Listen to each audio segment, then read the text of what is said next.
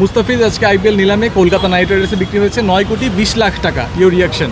Amazing, মানে আমি truly believe করি হি ইজ ওয়ার্ল্ড ক্লাস এবং ও ডিজার্ভ করে।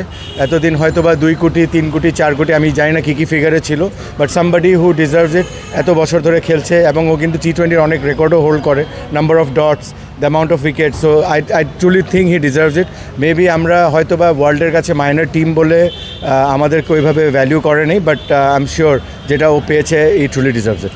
নেক্সট টাইম মুস্তাফিজের সাথে নিশ্চয়ই কথা হবে, প্রথম কথা কি বলতে চাইবেন? কনগ্রাচুলেশন বলবো, কিছু তো আর বলার নেই, এবং I am sure he is very smart. আজকে রিশাদ হোসেন বিবিএল খেলেছেন, 3 ওভারে 18 রান দিয়েছেন, ইকোনমিক্যাল বোলিং।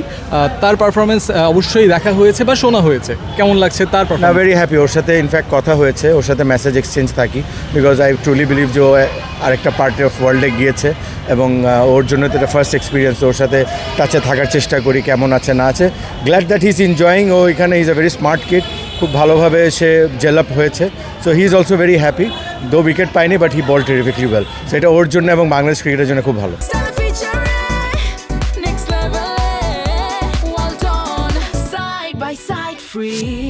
যেহেতু আপনি বললেন তার সাথে কথা হয়েছে, আমরা কি জানতে পারি কনভারসেশনটা সম্পর্কে? না, জাস্ট খোঁজ খবর নেওয়া, তা আমারই কোনো কিছু না, আমার টিপস দেওয়ার কিছু নাই। জাস্ট ও ঠিক আছে কি না, সব কিছু কোনো কিছু লাগে কি না, বাট এই ধরনের আলাপ আলোচনা, জাস্ট ক্যাজুয়াল টক। এই বিষয়ে ওয়ান লাস্ট কোয়েশ্চেন। মুস্তাফিজ যেহেতু 9,20,00,000 টাকায় যাচ্ছেন, বিষয় সেটা না, বিষয়টা হচ্ছে ওই সময় হয়তো নিউজিল্যান্ড সিরিজ থাকবে, ন্যাশনাল টিমের সিরিজ থাকবে, হয়তো তার ফুল টাইম এনওসি পাওয়া হবে না। ওই ইস্যুগুলো উঠলে কি মানে বিষয়গুলো কমপ্লেক্স হয়ে যাবে মনে হয়? I have no idea. এটা আসলে বিসিবির পার্ট এবং তাদের সাথে নিশ্চয়ই ওইভাবে ওরাও রিসার্চ করেছে বা ওরাও জেনেই ওকে এভাবে রিক্রুট করেছে।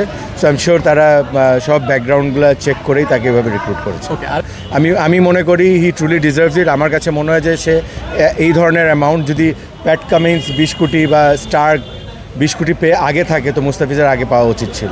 থ্যাংক ইউ সো মাচ নাফিস ভাই, থ্যাংক ইউ।